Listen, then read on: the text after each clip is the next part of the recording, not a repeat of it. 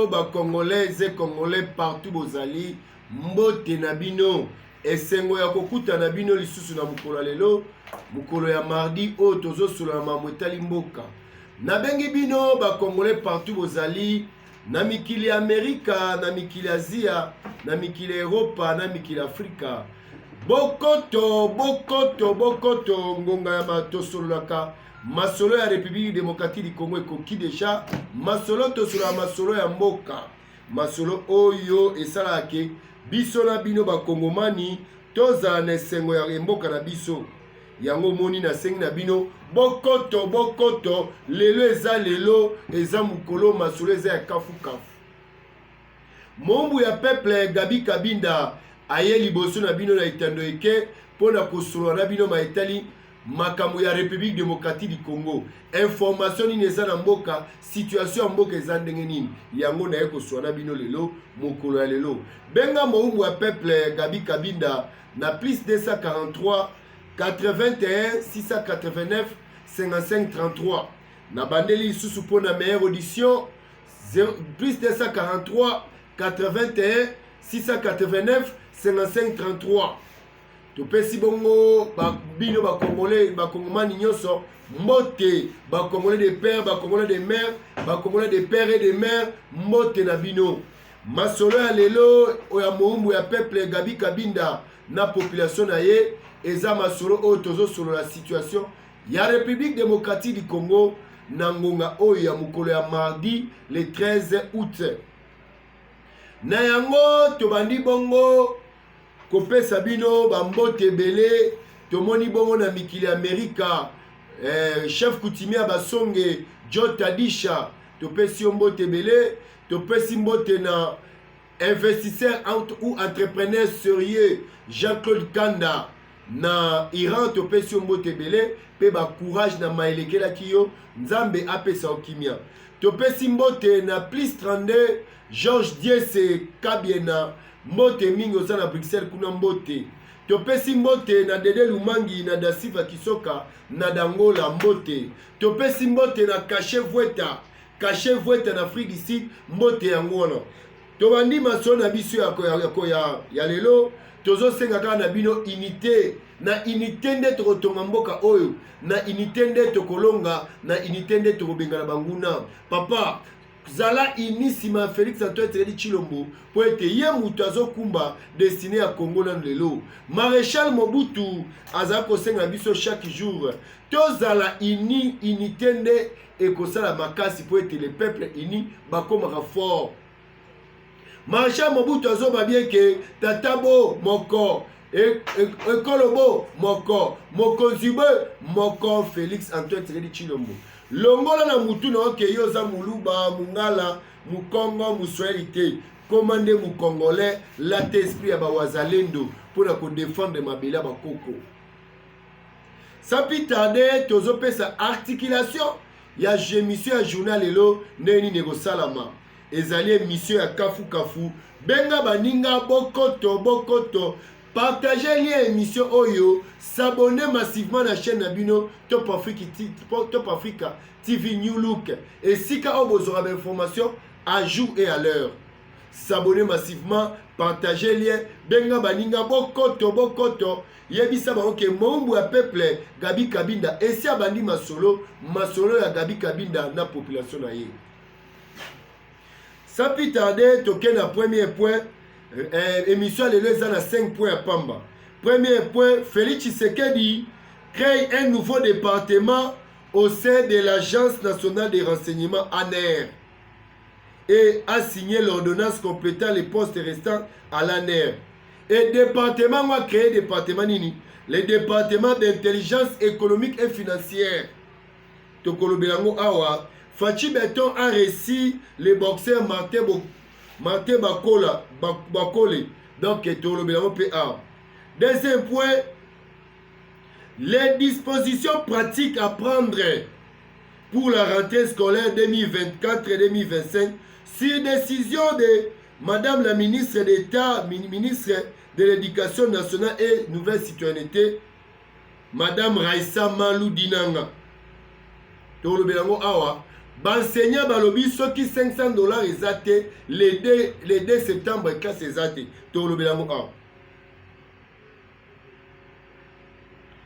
23 actes pris par le gouvernement congolais pour baisser les prix des biens de première nécessité. Comment ça va se passer? Gouvernement suit 23 mesures pour akitsa biloko olia. Et biloko olia nini o balponi ekita. Balobi eza 9 biloko ba congolais ba ya première nécessité ba congolais ba lia en désordre. Yango nde basengi ekita. Tolobelango comment ça va se passer?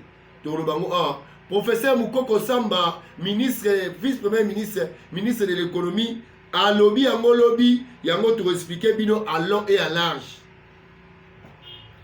4e point, élection du bureau définitif de Sénat, le MLC menace de quitter l'Union sacrée. Déclaration faite par le député honoraire Daniel Mao. MLC lobby trop c'est trop, et zolo monango Union sacrée. Vote ya lobby ezaki vote ya mbutu mbutu ezaki vote oyo etie mubulu na union sacrée vote boko sanction nde yango tokolobela yango awa MLC alinga longwa na ye Daniel Mbao lobby ndenge mutu ya MLC azwi te donc esengeli balongwa na union sacrée. Daniel Mbao ancien député ya MLC oyo azali lelo oyo secrétaire national chargé ce qui a dit notre représentation. 5e point, IDPS.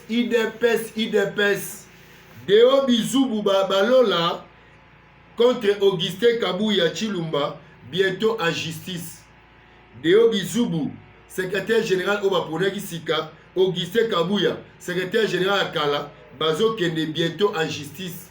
IDPS c'est qui soit en justice. Baïba na Augustin Kabouya na Deo Bizubu nani aza na raison.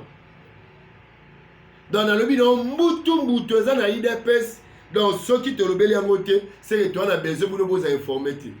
Yango to sabino ke Deo Bizubu balola Augustin Kabouya Chilumba bazo kende bientôt en justice.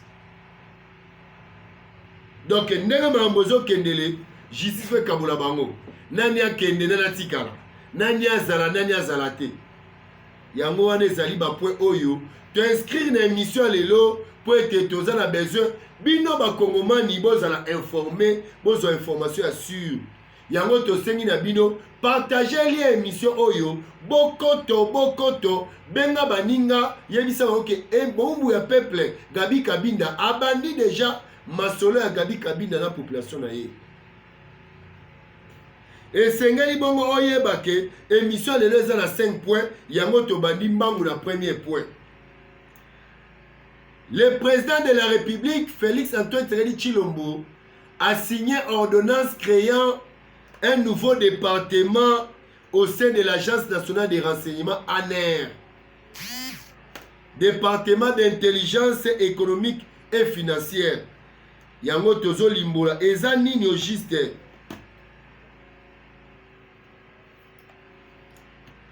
Dans une ordonnance lue le lundi 12 août 2024 à la RTNC, la porte-parole du chef du président de la République, Tina Salama, cette dernière a annoncé la création par le chef de l'État d'un département d'intelligence économique et financière au sein de l'Agence nationale des renseignements.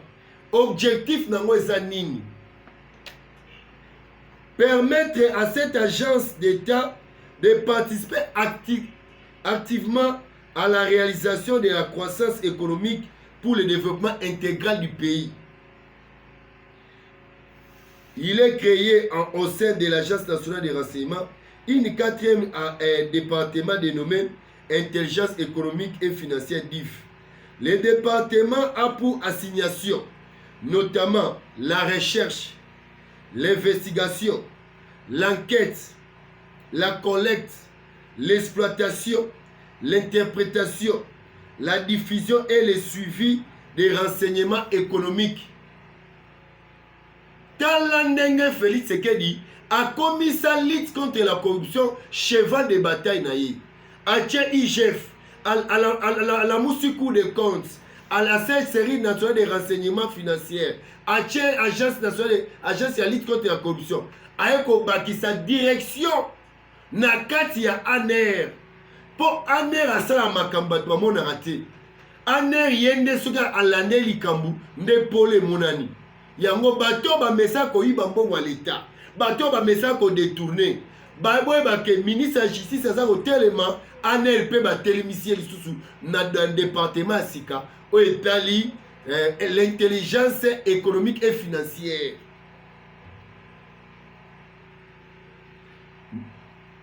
Donc la diffusion et le suivi des renseignements économiques, numériques, technologiques intéressant la sûreté de l'État, tant sur le plan national qu'international, ainsi que la vérification, la contre-vérification, le contrôle de gestion. Département Sikibotami. Papa Kanangi okolela mnoka mboka po anena kana muninga te aibi eloko te ya sala ka musala oya muto azocha mboka na insécurité. Siko insécurité financière obo mesala koyiba chaque jour. Anena koti makambo yo. Le chef de l'État na sagesse na intelligence na ye avant dia lobi ane asa musala bien. Mais ozanga yesu na bakisela un département pour clôturer renseignement mboka sur tous les domaines. Le loyo ba créer yango ba miyibi nyonso ba detuna mbongo oyo za na intention yeba ka de intention ça to sali yango donc anera za na nzoto koto okimandeni IGF azana o baluka bo cour de compte o zonga bo SENAREF o bouger bo agence de lutte contre la corruption o zonga bo ANER. Félix Tshisekedi a tché liboko na mobimba 5 structures pour la lutte contre la corruption. Mais comment on va congolais va dire ancien le côté DJ Lomwek 5 milliards et commis 16 milliards. Ancien le côté réserve d'échange et le moins 1 milliard 200 et commis 5 milliards 500. Ancien le côté nde maloba na biso tiana yango a tché sikoyo anera landela économie na finance ya mboka. Et badlo nyonso esala mana libanda pe na kati bayiba mbongo ya Bukanga Lonzo déjà parti ya planification d'Afrique d'ici. Dans ndenge eza boye esengeli sikoyo agence nationale ya renseignement eyeba ke Congo etieli bango motema po le sel rempart totikala nango ezali bango batie basala biso mosala emonana.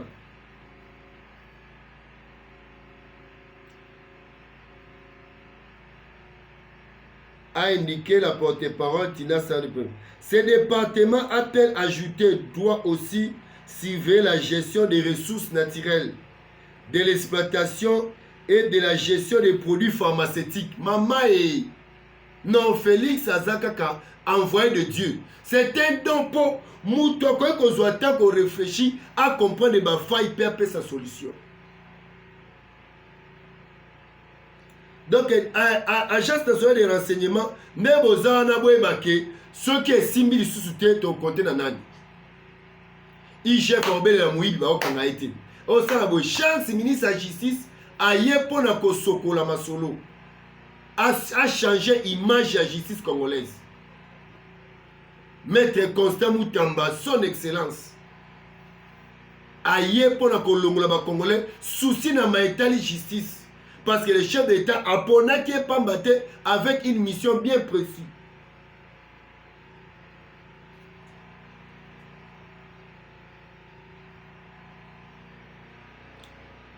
D'autres produits stratégiques, entre autres. Le nouveau département d'intelligence économique et financière est doté d'une administration centrale qui comprend la direction des renseignements économiques, la direction des investigations, la direction de lutte contre la fraude et autres crimes économiques ainsi que la direction d'études et planification financière. C'est-à-dire que l'agence wana est 20 000 sous. Quand l'agence est 20 000 non, tolingi ko mboka échanger et pour mboka échanger et sengeli bango de makota makam. Pour kuna so okei ezakaka ozwa kite Barana deke ou bien oui ou non. Nde ba na besoin. Ba na besoin to nazwa ki na nga nazwa te. Ozwa kite. Yango moni le chef de l'État a décidé de créer 4e département dans le renseignement, dans l'Agence nationale de renseignement, pour toujours que le développement de biso est rassuré et protégé. Le bien clair, avec l'objectif de permettre à cette agence de l'État de participer activement à la réalisation de la croissance économique pour le développement intégral. Budget Congo est 5 milliards, tant que IGF baye 4 milliards, tant que IGF baye comme 16 milliards. Ah, babakisi aner, c'est comme 50 milliards. Pour miyibio basaka ya obatama, aner pasaka ya obatama, aokanga bango. Coup de chapeau na Félix Antoine Tshisekedi Tshilombo. Ceux qui ont salé le quoi bien, et Seigneur to lobelango po, jamais ba Rwandais, ba otika lobela biso, et Seigneur biso ba Congolais, to lobela malamu o président na biso asali. Tozaka na ye nanu, ba ba ko yana sima. Pour l'instant c'est Félix Antoine Tshisekedi Tshilombo. Moi na maman Marthe, na Etienne Tshisekedi, paix à son âme. Yo olinga ba lobate ko président sali malamu te. Oh, Ezali, sur aux intellectuels, il faut reconnaître que c'est une honnêteté intellectuelle qui a réfléchi. Tozo le labambongo, zoïbama, tout ça, anera kotisko makambongo. Tant que tu travailles dans IGF, tu travailles dans Cour des comptes, tu travailles dans Sénaref, tu travailles dans l'agence de la lutte contre la corruption, c'est fini, papa. Oh, yibio katsa braza bakangio. Oh, conseil maladie bakay. Po maladie au kosa anera opéra na mulili. Ako kuto na mulili kotozo kosa maladie na que des soins de santé. Donc bravo peto sengi na bande kwa aner tala mukumba chef de l'État Baxeli Bino boye banako e bakozwa ngo en charge bo travailler pour l'intérêt en mboka. Tu ebi de que bobunda pour na mboka mais cette fois-ci bo tchali sou mayele makasi na o etali mosolo. Basali si l'État ba force à faire rebelle ba détourner ba mbongo rebelle. Baye na ba projet lukuta maneti ya ba forage ya ba lampadaire pona nini sinela ozombo mote acha ba minda de zakaka lampadaire epelera bien te aner tel la biso ba dossier ba lampadaire epelera bien te. Donc ce sont des projets lukuta ba sous-prudage ba zo kosa l'état congolais ba mbongo nyonso bazora na ba wenze par-ci par-là et kendaka wapi aner tel la biso makambo. L'État congolais va escroquer makasi. Na ba assemblée na ba Paris ba partout na ba gouvernement bazo yiba ba mbongo yango to tchelio motema aner. Bossa musana bionde bosalaka avec patriotisme et dévouement. Et chef de l'État a tchema ele na bino et le quoi boza simanae to ebikelo wa malamu obimo. Donc wana ezaki dossier ya aner département oyo ba créé. Mais ce que tozo tangela bino ba oyo bazaki nommé parce que à part wana chef d'État a complété qui na ordonnance na ye ba département misusu oyo ezangaki bato parce que département ba créé ezali département ya intelligence économique et financière et yé pas ça ba sous département belé mais oyo tozo le bino siko que agence nationale mobima renseignement ba oyo ba singa ba poste te babakisi bango et totangela bino bakombo bato wana boyeba. Le chef de l'État a déterminé na souci na Italie sécurité en mboka, sécurité en mboka na sécurité financière na économique en mboka. Bato ebele basalisi Congo ba fausse affaire. Bakobanda nzela site balembo. Baobanda boy nzela site balembo. Baobanda tonga. Mbongo mona ite tala banda wetika na boulevard. Banda ko inachevé en plein centre-ville. Poinini bambongo limwa. Ba projet belé à l'État. Tozo mona clarté. Yango le kola bache département na aner et permettre biso te bana mona clair. Chef de l'État te bana mona clair na o etali situation ya aner. Ndenge akolandela ba recette ya mboka. Tolandeli mbangu tokoti na dossier ya président Félix Antoine Tshisekedi Tshilombo ayambaki champion na biso babengi les boxeurs o babengi na kombo ya Martin Bakole. Martin Bakole a été suko beta américain a bêté KO na 5e rang et puis et ça qui honneur ya ba congolais parce que azo garder ba titre na ye pe azo confirmer que azali champion du monde. Alors honneur oyo apesi mboka yango pe chef d'état apesi honneur ayambi ayebisi eke ndenge ozobundaka boye bakosollicite yo changer nationalité longo na mboka wana tala bakritikaki oliko ya $100 sala boye te. Chef d'état abina continuez kaka kogarder nationalité congolaise, la nation vous serez reconnaissante. Ayambi ye ndeko Martin Bakole ayaki na ndeko na ye pe ya boxeur Makambu Junior azaki na entraîneur na ye azaki pe na mwasi na ye na bana na ye mibale. Au moins un couple joyeux baye kota la chef d'état et chef d'état était très content ya koyamba compatriote oyo azo sala honneur ya mboka.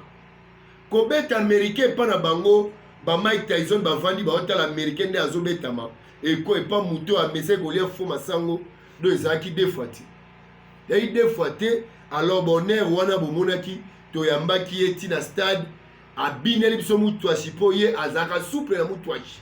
Abinaki mutwashi ba congolais ba sepele makasi ba sportif congolais ba sportif ba boxer ba to domaine mingi ba sepele makasi komona ke azo tombola drapeau azana kati ba congolais bazo défendre mboka valablement.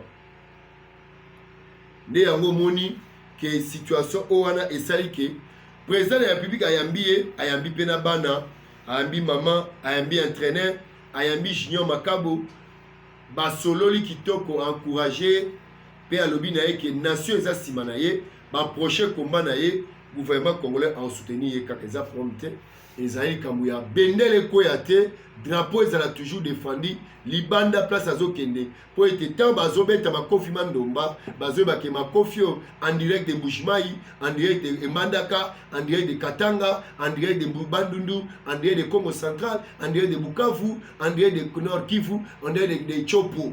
Eza makofi ezouta en direct de Kinshasa, en direct de RDC. Yangwana j'ai Ndekonabiso, le boxeur Martin Bakole. Félicitations à vous, longue vie, plein succès dans ma bitumbo et tel koya liboso au défendre toujours couleur ya mboka. Yangwana zaki ba point oyo et sengela to lobela o etali chef de l'état mais o etali ba nomination to kozongelango to lobelango calmement ndenge eleki mais eloko yebeza ke le chef de l'état a signé qui ordonnance bato ba complétaki ba poste o ezangaki. Alors toleki mbangu na o etali etali des dispositions pratiques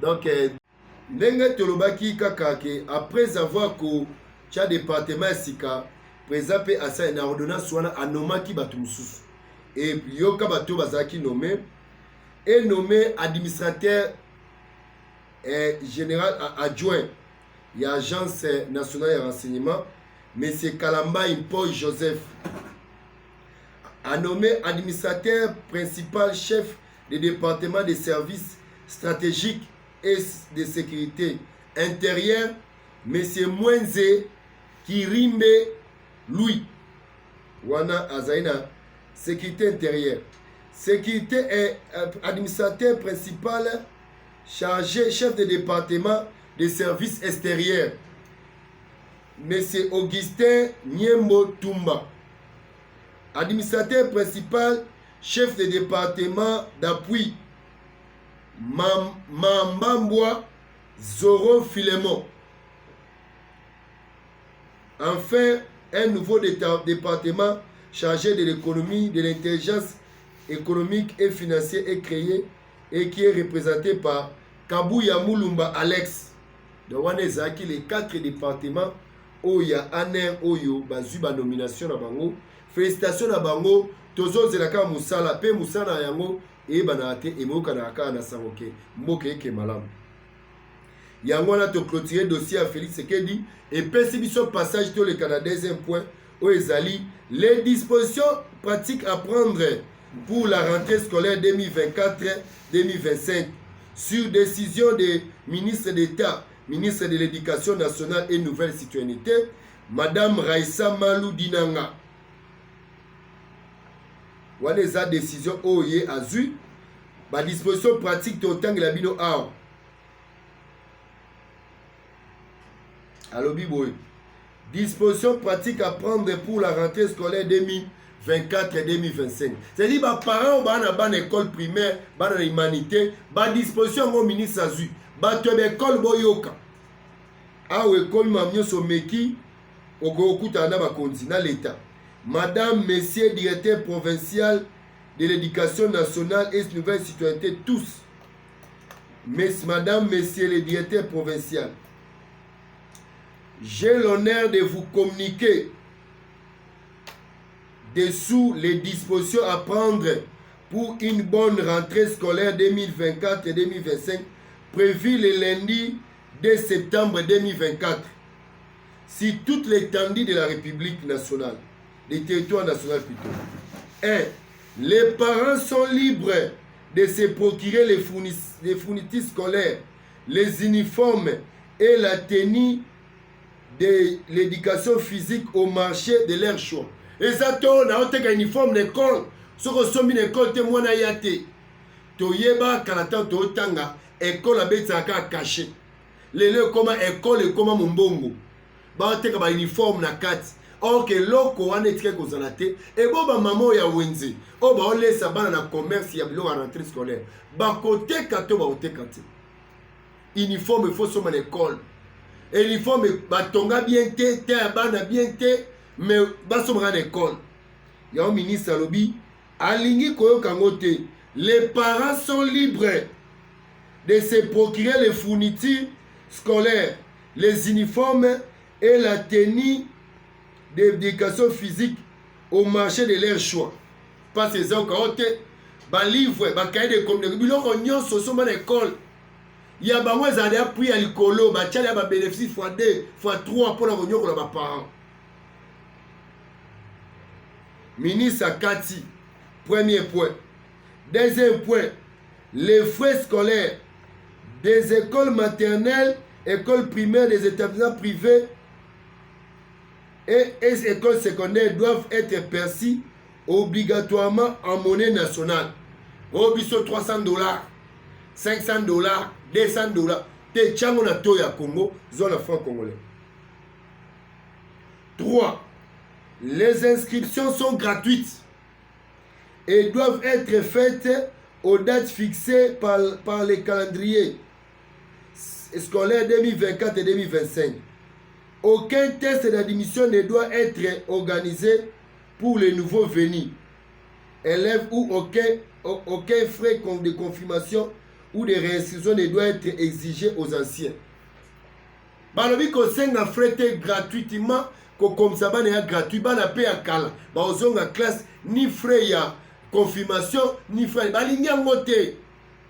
L'enseignement primaire est gratuit et les humanités sont payées mais ministre a payé ba condition. 4. Aucun élève ne peut être exclu pour des raisons de son appartenance ethnique, raciale, religieuse ou pour des raisons de frais scolaires. Au cours de la Minerva, il y a un compte. Un compte, il y a un compte. Si comme moi, dans la classe, parents en foot à malem. Mais tu as un bloc, il y a une école. L'école est belle, il y a des conditions. $200, $300, $100. Ministre Aboya Walobi, non et un. Et 5.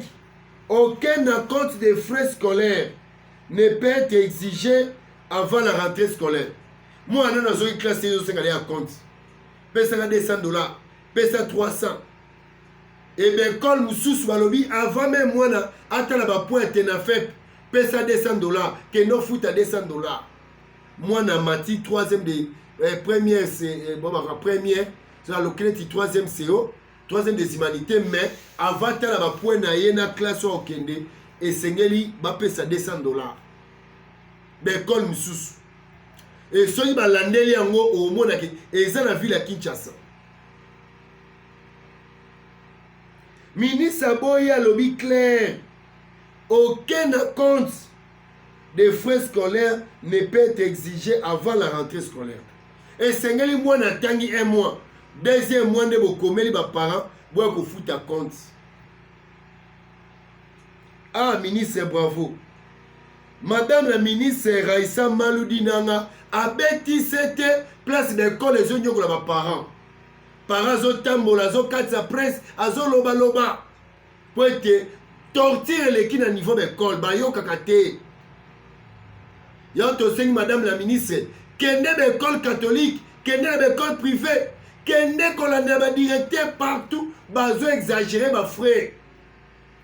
Boloba bien que campagne école eza mombongo te mais ba comme ça mombongo. Na Congo potangisa mwana UFO bambambati otama na pantalon moko mais pour mwana tanga pour être bazo torturer l'école comme tu n'as pas l'idée.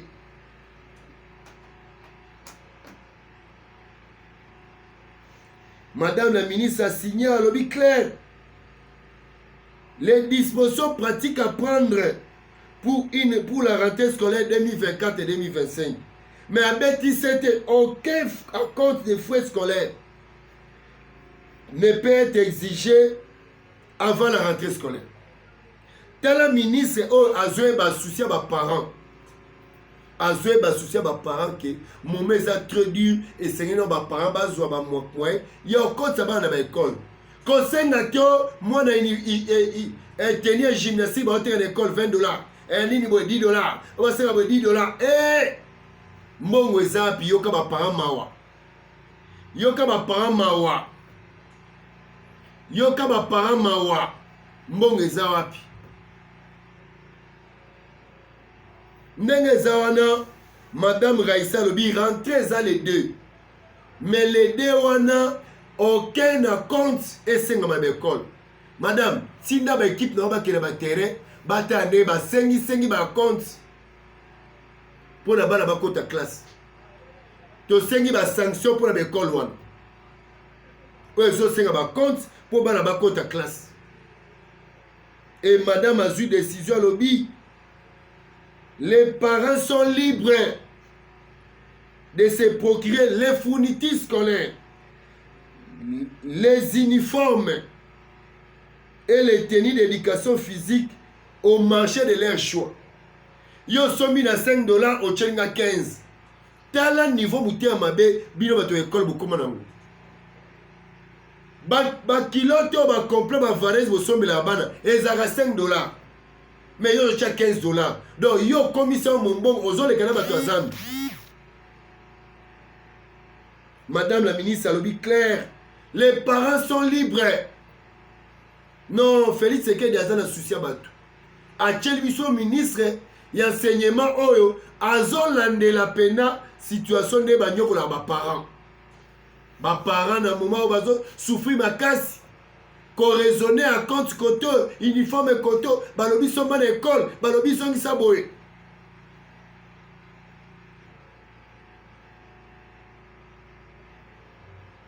Mais nakati wana pe enseignant babi tokozonga bongo te soki salaire na biso komi $500 te. Madame la ministre, enseignant pe ba telemele balobi kaka $500. Ce vous pèse $500 te bakozwa 280 000 te où ils ont représenté les lots $80.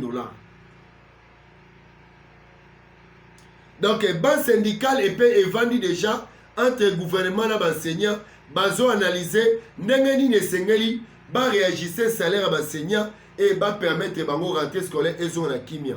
Ça fait 5 ans oyo ils a 6e année oyo gratuité de l'enseignement et vendu dans Congo bana bazo tanga kimia et le président de la République le chef de l'État Félix Antoine Tshisekedi Tshilombo ayoka ki kolela bato école a tient un programme il y a 145 territoires batongi déjà plus de 2339 écoles. Dans le loyo, beaucoup c'est la gratuité mamouté pour les chefs de l'État dans le programme il y a 145 territoires à Tongi Bekol et Belé 2339 et Missus les autres continuent dans le Tongam.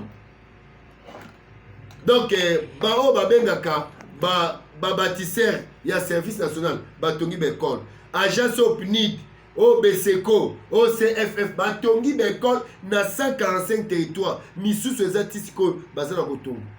parce que vision chef d'état mwana nyonso ya Congo mwana ya Congo atanga gratuitement ndenge gratuité d'enseignement et lobby dans ndenge zawana boyeba ke ba syndicat o ezali réunion ya bokutani ya enseignant na gouvernement bazo débattre na o etali salaire na bango dans le 2 septembre rentrée scolaire et jali et ministre abimisi déjà ba disposition pratique nango et to sengi na ba école na ba directeur provincial ya ba éducation balandela o lobby ministre école esengi ya compte ba interpeller bango wale za faire souffrir ba parents na minute na zandu ba parents bazoluka ba cahier ba nini mais ba école etemeli bango à compte yango ezaki deuxième point na biso toleki na troisième point o ezali tozolobela les 24 actes pris par le gouvernement congolais pour la baisse des prix des biens de première nécessité. Comment ça va se passer? Gouvernement zui ba mesure 23 pour na réduire au balobi na yo a réduire ba prix ya biloko na wenzi. Ba prix ya biloko na wenzi.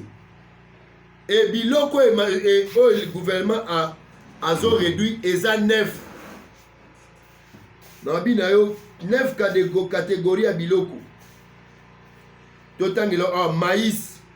Maïs ezani masango. Lait. Riz. Riz importé. Volaille. Poisson. Huile. Viande.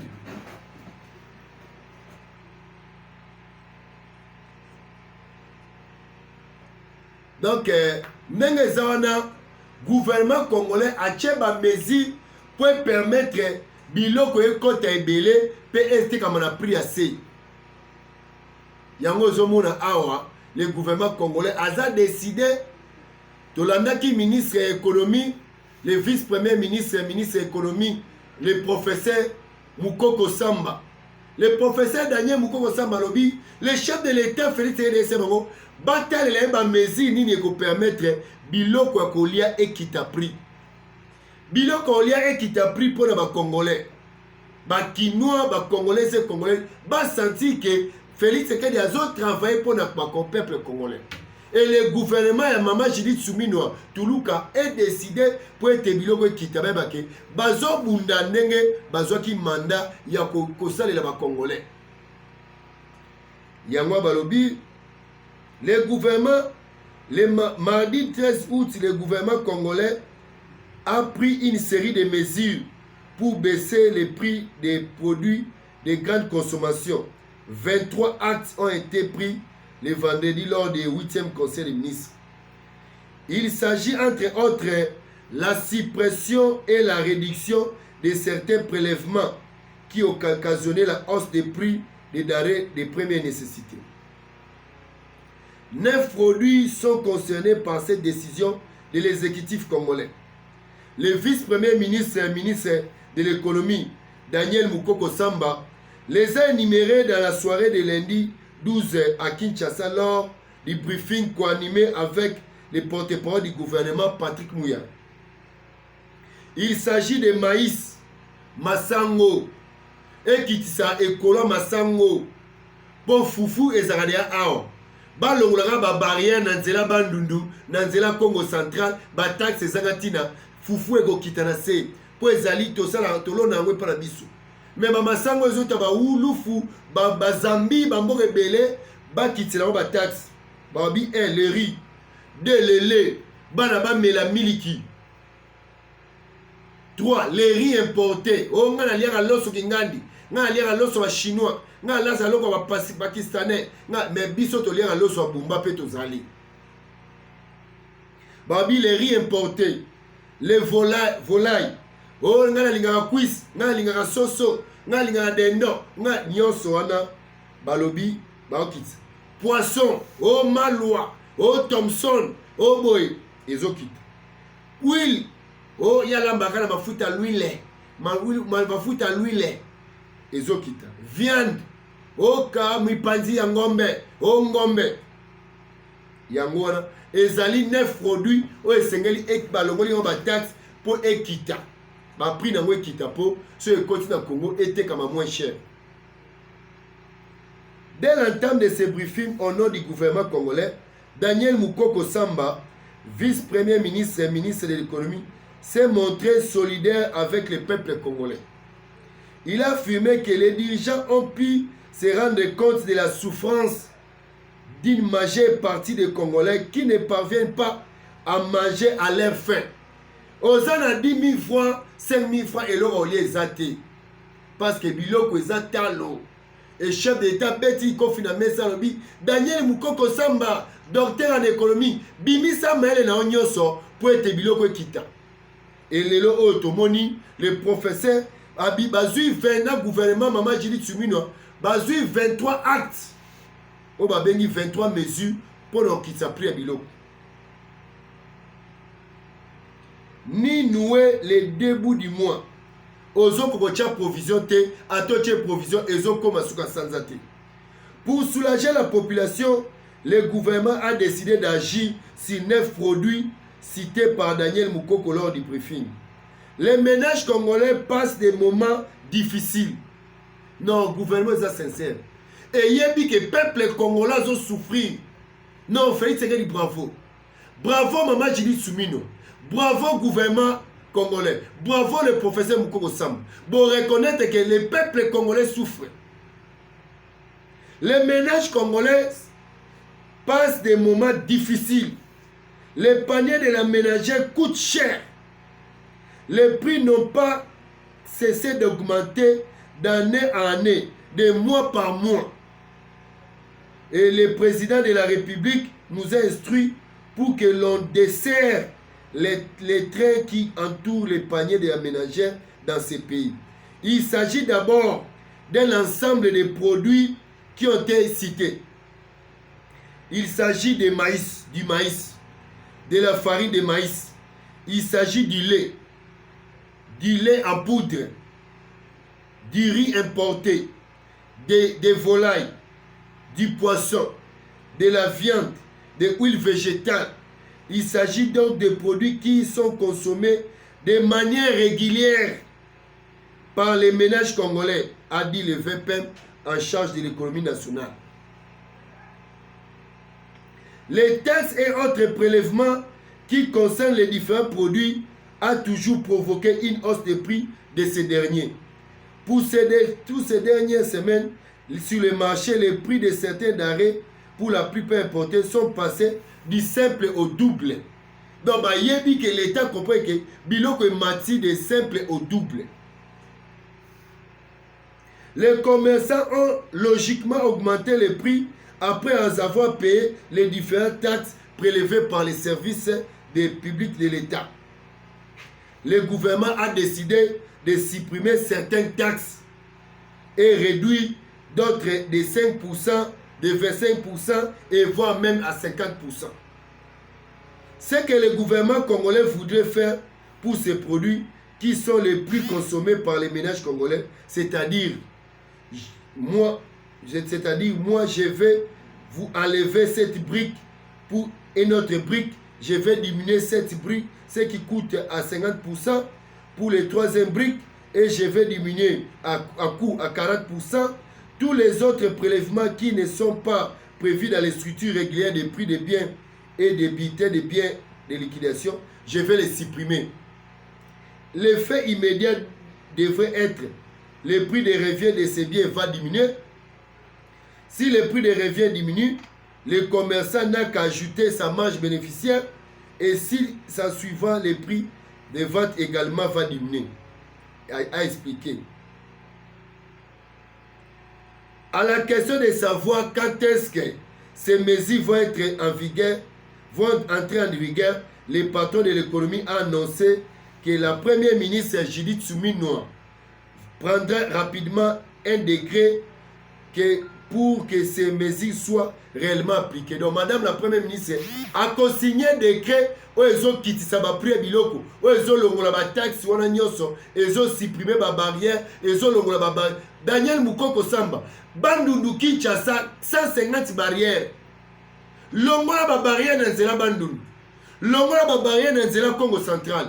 Okomona biloko ndenge kita. Madame la Première ministre a cause de décret pour annuler ba taxe ou nous sont compliqué biloko kolia. Entre-temps, les établissements publics qui vivaient grâce aux taxes, prélèvements sur les C9 produits doivent fournir les efforts internes pour s'adapter à la nouvelle donne. Ici, le gouvernement a privilégié l'intérêt général pour redonner du pouvoir d'achat aux ménages congolais de manière directe. Ça, c'est un premier paquet de mesures. Évidemment, vous allez me demander, ça va entrer en vigueur quand? Ça va entrer en vigueur plus rapidement possible sous forme de décret que son Excellence Madame la Première ministre va prendre pour nous assurer que ce qui a été décidé par le gouvernement sera appliqué par les services concernés, a-t-il souligné. Les autorités congolaises ont également promis d'agir sur les produits pétroliers. L'addition de 400 millions de dollars américains aux sociétés pétrolières en termes de manque à gagner sur leurs produits va être apurée. Cette partie concernait la période comprise entre fin décembre 2023 et juin 2024. C'est-à-dire, on peut savoir pour être carburant équitable. Vous voyez que le prix à carburant to sombaka, l'État a baxé la biso ndambu ya mbongo pour être to somona prix assez. Parce que ce qui a tika bongo, un litre cause a déjà 8 000, to 12 000. Mais l'État a tchaka mbongo pour être prix à carburant et zanassez. Yangwana balobi banyongwa bato bazanango bazwa piron pour être carburant équitable.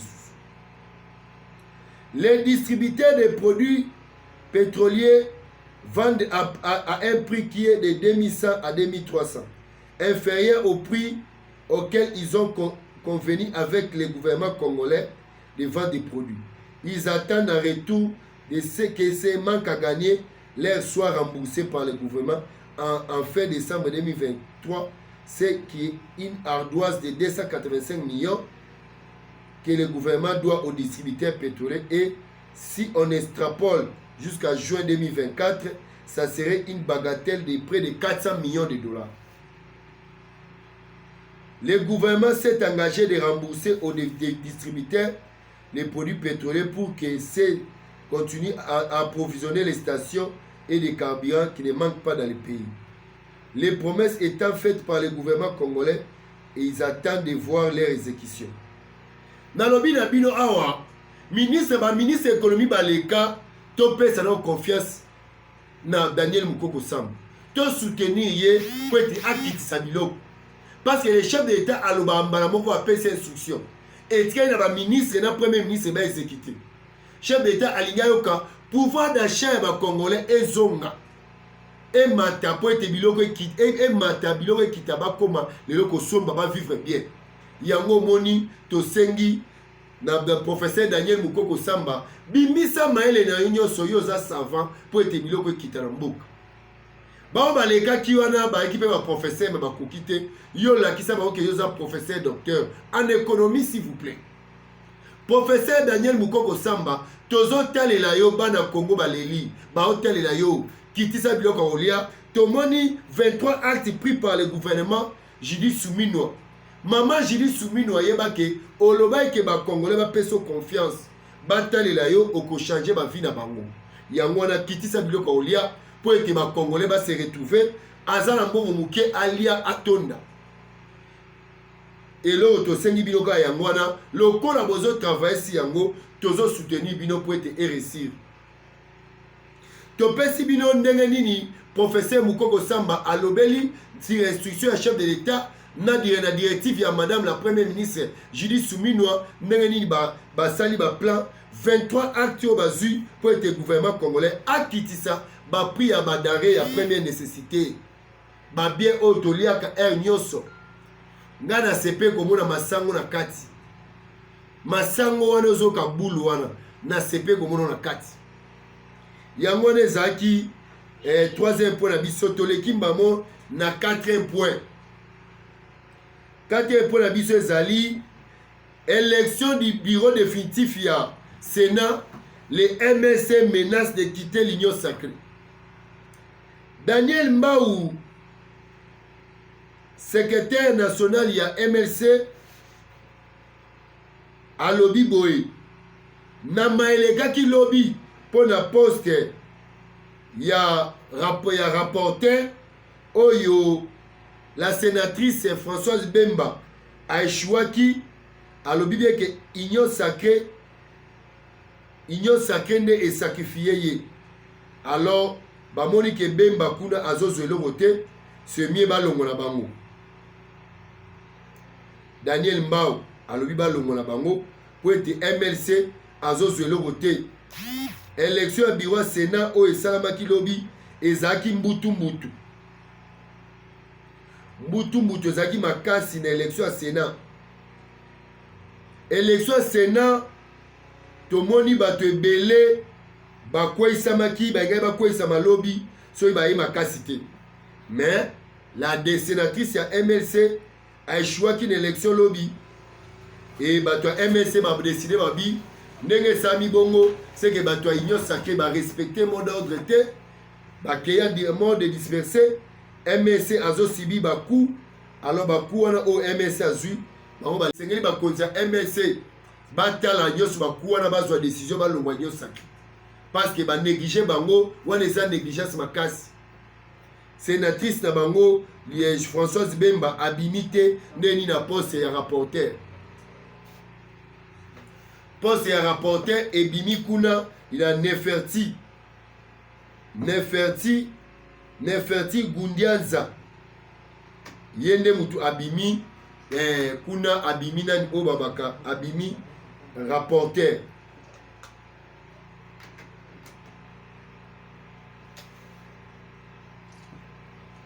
Donc bazaki ba candidat ebele na premier tour déjà quand sénatrice ya MSC akoyaki et tango akoyaki Neferti ake deuxième tour na Justin Kalumba. Justin Kalumba akoyi Neferti a gagné na 29 voix. Et eloko wana epesi panique na MLC na ebisio panique eza makasi élection ya lobby taga eketi ba 23h toke les 0h. Alors esaki ke bato MLC baki dessus komona ke Union sacrée ticket gagné nango ba respecter te. Tomoni bato bake de tout poste ya rapporteur bake de tout poste ya questeur pe bake na de tout. Carole Agito bake deuxième tour na Topé Kabou. Donc élection ya bureau lobby ezalaki ngwaku. Mais na suka nango te komona ke le bureau et salami na président mutabimi président o babengi Jean-Michel Samalukonde, ancien premier ministre na gouvernement passé et na gouvernement aussi Kolongwa, et puis vice-premier vice-président Kalala deuxième vice-président Bahati Lukwebo, rapporteur Neferti Gudianza Bayokisa abimi rapporteur adjoint surprise Bayende a gagné. Candidat ya Ensemble pour la République Idi Kalonda Estradela Salomo Akwei. Élection lobby ezaki kafu. Ensemble de la République Asimi Mutu. Candidat na unique Akwei. Ba opposant bandongwani babengaka Bayende Aleki. Bayende Aleki et bato Katumbi balobi eza acha Félix Sekedi. Or que tu voté kuna Félix Sekedi azaki te. Tu as sali campagne Félix Sekedi azaki te. ce qui Salomo Kalonda a convaincre batute yo le bon Félix Tshisekedi bon batu a IDPS so benga ba kokate lobby ba keti na deuxième tour Félix Tshisekedi mutasagia ndeko na toza na démocratie baboyi Salomo lem sous na campagne na azaki convaincante bon tika komema makambo be na d'autres chef de l'état sénateur Bahati Lukwebo apotana Eustache Mouange. Est-ce que Bahati Lukwebo azam tenyo sakete azam tu membre à Presidium Tomoni Sama Lukonde accueilli na Mukamba a gagné Mukamba contre 9 fois Mukamba zuka 9 fois azam tenyo sakete lobby ezaki ngwaku élection à Sénat président tikaki champ libre apone kaka o balobaka tike gardien na ye Sama Lukonde na topeka boum alobe na bango etika liboke de kopona et baponi na vote Kester Abimi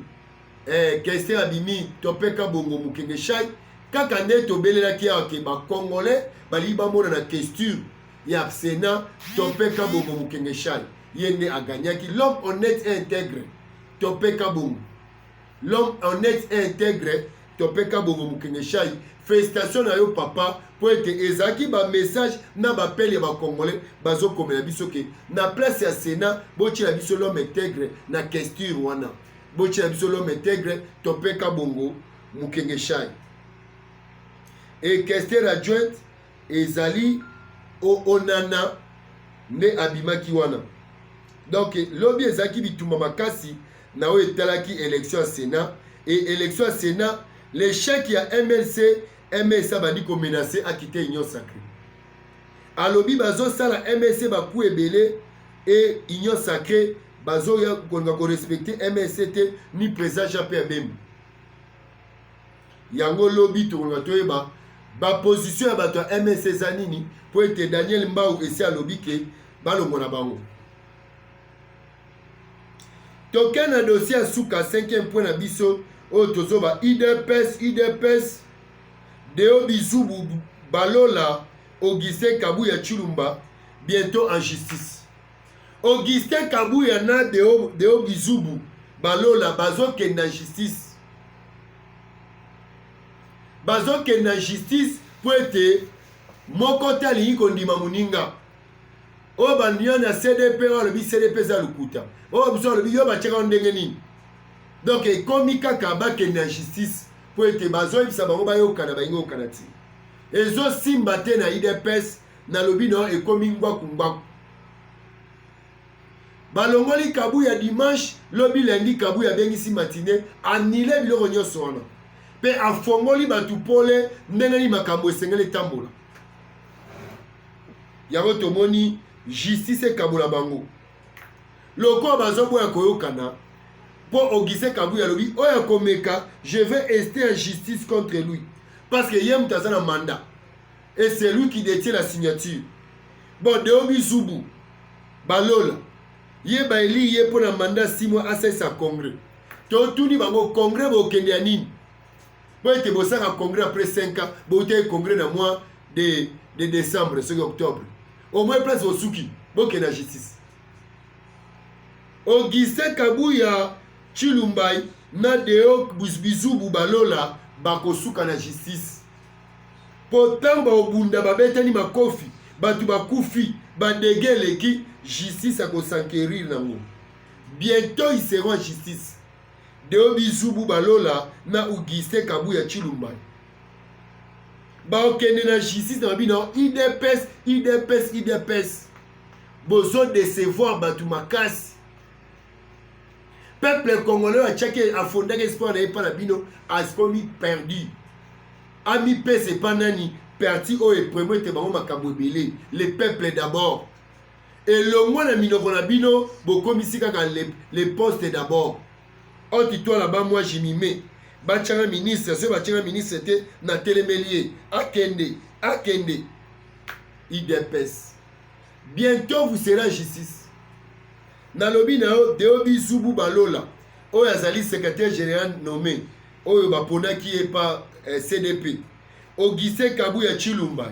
Oyo azali secrétaire général baloba décision na CDP ye pa lobi CDP wana ezali illégal eza sous na droit ya kolongola ete po eza déjà inspiré CDP à sikezo kota ya tolobi bientôt ils seront en justice pour Kabuya pa lobi oya komeka ako prester bango na justice donc afunda bango po ye azana ba dossier légal bon bango balobi congrès na bango basaki nini réunion basaki wana baoke kolégaliser na justice et bon bakotisa na ministère intérieur bakotisa na ministère intérieur po ekoma ba IDPS mibale LDO Bizubu el Ogise Kabuya to ndenge nini IDPS parti à bato Etienne Tshisekedi dans les 13 fondateurs les 13 parlementaires ba père fondateur à IDPS et belé batiki de Mukili bazolela IDPS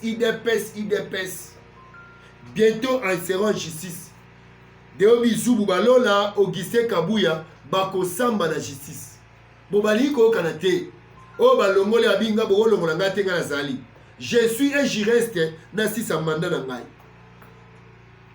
et ma vérité ba mimi de deux côtés côté à Bizubu ba bimisi de vérité côté à Kabuya a inventé boa a lobi ndeni makambo esengele salema o basali wana eza mabunga IDPS tala nde bochemboka bobwaki parti Etienne Tshisekedi na balabala bao bazanga misala bazaki na ba poste ba espérer kozonga bazongi te balobi no ifwa kende abo biso to zonga bao bazwa misala nte ba combattant ya sans été ba parlementaire debout ba force du progrès ba tuya ba cellulaire ba sectionnaire ba fédéral bazui bango kwa ba marche pied lelo oyo deke botami edeka wana nani okata likambo oyo soki justice te ya tolobi na yo IDPS Deo Bizubu balola Auguste Kabuya Chilumba bazokende en justice bientôt en justice pour la bas départager bango dans ce qui est bon côté eza pasi po le chef de l'État a le bien que ezali bitumba démocratie la démocratie justice ezalaka il faut une bonne justice pour kabula bango po o ba nommé a lobi bato esengeli ba nommé ngai ba longola ngai bazate ba bi lokuta yo kotera ndeni nde ba longola kabundu